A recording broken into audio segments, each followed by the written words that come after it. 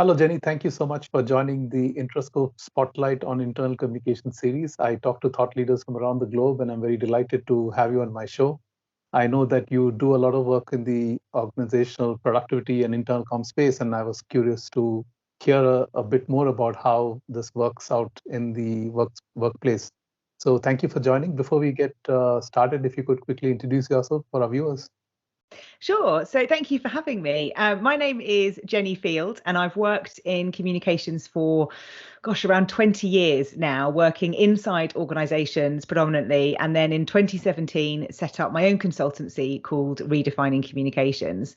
And as a consultancy, I spend a lot of time helping people go from chaos to calm by helping them communicate better. And that links to productivity and efficiency and ways of working. And that was really part of the reason for writing the book that I wrote in 2021, which is called Influential Internal Communication. And that's all about how to use communication to streamline your organization and make it move a little bit calmer, if you like, and a little bit less chaotically. So that's me. My career has spanned several industries. I've worked in defense, I've worked in hospitality, I've worked in advertising, and I've worked in the range of communication specialisms. So I've done global head of communications, I've been a communications director, but very much specialized in the internal communication space.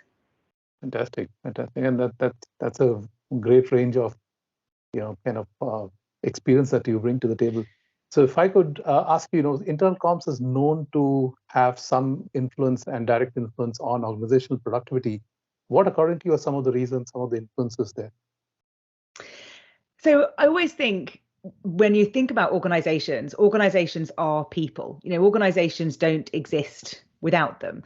So when we're looking at organizational productivity, so much of that has to be linked to people and therefore linked to communication, because in order for you to be productive as a team or collaborative as a team, you've got to be able to communicate effectively in order to make sure people have clarity, in order to be able to know what they need to do. So that's, for me, is kind of how it all links together. And I think when you're looking at productivity and that increase, all of that links to better profitability, more agility, and all of that is just linked to clarity. It's about being able to have conversations and articulate things in a way that everybody will understand. And that sounds very simple when you say it like that. It sounds like, oh, that's really easy, but it's really challenging to actually make sure that people really understand what it is that you need them to do. And that's the art of great communication, really. Right. But you're right. And but what I find strange is that this topic doesn't seem to be on top of minds of a lot of organizations, and it seems rarely discussed, rarely measured. So what is it that prevents organizations from thinking about this, and what are some of the ways to know that organizational productivity can be measured, or it can work better? I think, I'm sort of nodding along as you're saying, why isn't this top of mind for people? I don't know. And I think that's part of the challenge. It's why I do what I do. It's probably part of why you do what you do. And I think because we communicate all the time as human beings, nobody thinks necessarily that there's something to be learned about how to do that effectively. So I think that's part of it.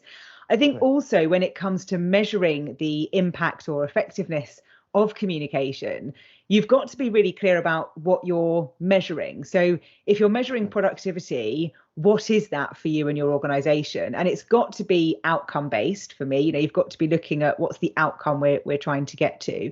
But it's quite an intangible thing. And back in 2017, I did some research with CEOs to talk about the value and impact of internal communication. And it was actually quite refreshing because most of them said it's really hard to measure and we sort of accept that, which was quite a relief because it's an intangible element that's part of lots of different parts of an organization that it needs to be woven together with line manager development, with ways of working, with processes, with so many things to really link to productivity. But interestingly, I read an article not that long ago, and I'll share the link with you so you've got it. But in that article, it referenced a couple of studies about productivity and communication. One from 2022, where it talked about the fact that poor workplace communication was actually estimating a loss of around $1.2 trillion in businesses. Wow. And that's phenomenal. That's about, $12,500 per employee per year. And that for me is outstanding that we can start to see that measure.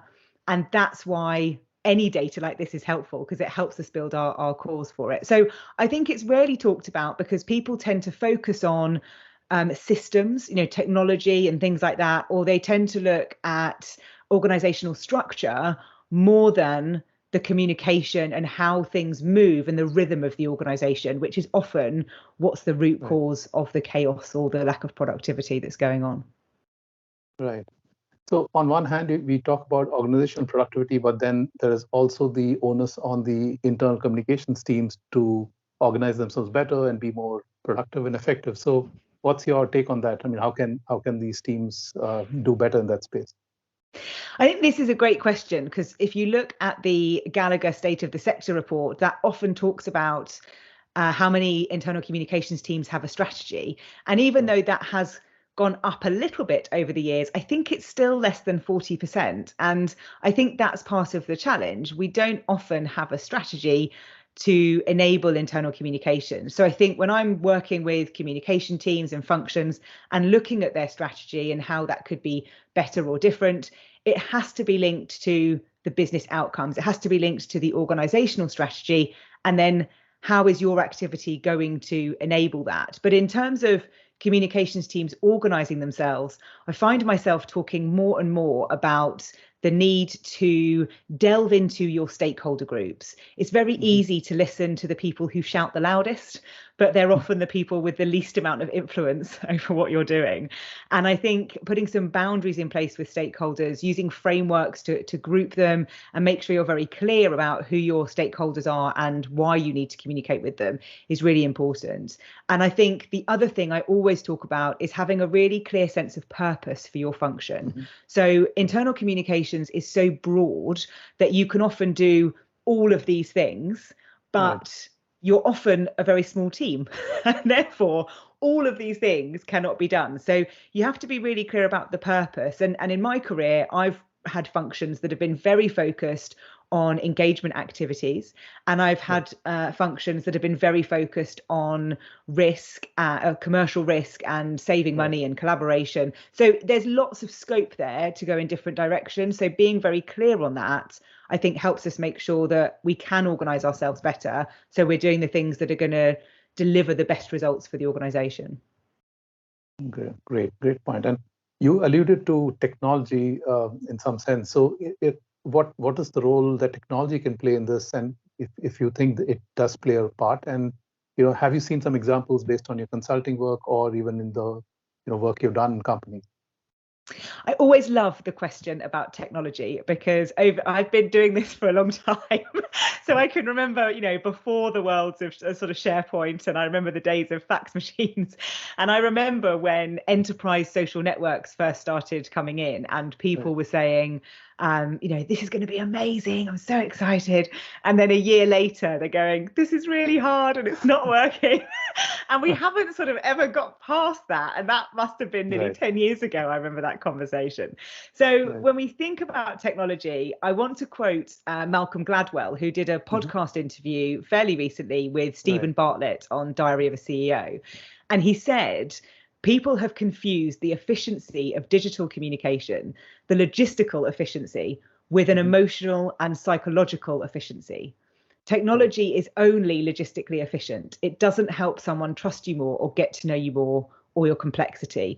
And I loved that summary of how technology has been confused in organizations. So it definitely has a role to play in enhancing productivity, but it can only do that if you've got a rhythm of an organization with the people in the organization that technology can support. So the technology has to be supporting the people systems and working alongside it. Otherwise, you're just going to have friction, and that's never going to work. And I've seen this firsthand. So when I've put technology into companies, when I was working in them, and we launched IBM Connections, and it was the global team that launched it, and I was in the UK business at the time, and there was huge friction between me and them, because I had a perfectly great intranet that we'd built bespokely for the UK, and it was actually quite marvelous.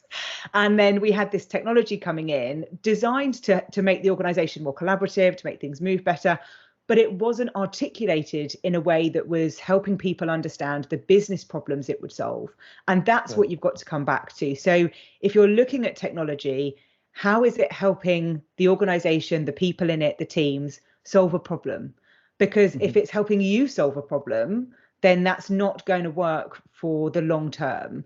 And we can see this a lot with employee apps and things like that coming in, where they are designed to solve a problem, but sometimes, a pigeonhole and a drawer and a notice board are just as effective at enabling that team to be productive. So we've just got to be really clear about the problem that we're trying to solve. And I think that's the biggest thing. And having been through a few of them in my career, I can see that's always where it's kind of fallen down if you're not focused on that. Great. Fantastic point. Have you seen any best practices, something which you can share? You don't need to take names of the organization, but basically broad themes that you've seen of comms teams using internal comms to be more productive and help the organization get better. I think it sort of links to my last point around the business problem, and that's where I've seen internal communications teams be really successful with that alignment to what the organizational goals are and then how you're helping to solve that. I've introduced channels into organizations that I've thought were dreadful. I remember doing newsletters that you'd sort of send off to print or whatever, and I'd be like, oh, this is horrible. But the teams loved it, and that's communications 101. It's about the audience, it's about what they want. So I think that's got to be part of it. And you've got to be clear about what productivity is. It's a very big word. It's a bit like collaboration or measurement. So when we think about productivity, what is it that we're really looking to do? Is that a symptom that we're not feeling very productive, and therefore what's the root cause of that? And is it our systems, our processes, our rhythm? What might be going on in there? And I think you've got to be curious. So I think in terms of the best practices, being curious is definitely one of them. You've got to ask the right questions about what stops things from happening. What's the issue over here? What's the issue over there? Because as a communicator, your job is to coach and advise and help people. And to be able to do that, we've got to ask the questions to know how we can help. And I think probably the third best practice, if you like, is actually getting things done. I think if you're looking at trying to improve organizational productivity through communication as a function, you've got to be relied upon. And people need to be able to say, you get stuff done. And I think that's what you've got to look for, is how you're helping the organization move forwards and how you're demonstrating maybe those behaviors and what you're trying to achieve everywhere else by getting that collaboration and productivity through the organization. Fantastic. I mean, I like the part about getting stuff done, because I strongly believe that's so crucial in building trust. Yeah. So as we wrap up, Jenni, I wanted to ask you any particular advice, tips for communicators or leaders when they start thinking of, getting internal comms to influence and, impact organizational productivity. So the best advice is to get into the root cause. So when I talk about the fact that we help organizations be less chaotic and go from chaos to calm, so much of that is about diagnosing the root cause of what's going on. And I think if you're experiencing issues around productivity, that's a symptom. So if that's the symptom, what's going to be the treatment? And I always use a medical analogy when I talk about symptoms and diagnosis. So if you've got a headache, that's a symptom, and you can treat that with a painkiller. But actually, if the reason for the headache is that you haven't drunk enough water, your treatment needs to be more water. The painkiller is just going to paper over the cracks. And it's the same for this. So if the symptom is productivity, we've got to find out why that's not quite working and fix that. Otherwise, you're just going to end up, as I like to call it, playing whack-a-mole with whatever you think might be the right thing. And that's not, it's just going to be a waste of time and money. So if you're looking at this, take the time to ask the questions, find out what's really going on underneath, and be very clear about what you mean by productivity. If as a leader, if you're saying to people, we need to be more productive, that's way too broad and too open to interpretation from very different departments that will be working in your organization. So what does productivity mean? What does that look like? What does that feel like? And then let's get aligned behind that as a common goal. And then let's talk about how we're going to make that better. Brilliant. I think this has been very fascinating, very engaging, and very enriching to me, I think, to get these perspectives. Thank you so much for taking the time to share your thoughts. No problem. Thank you for And having me. great, appreciate it. Thank you so much.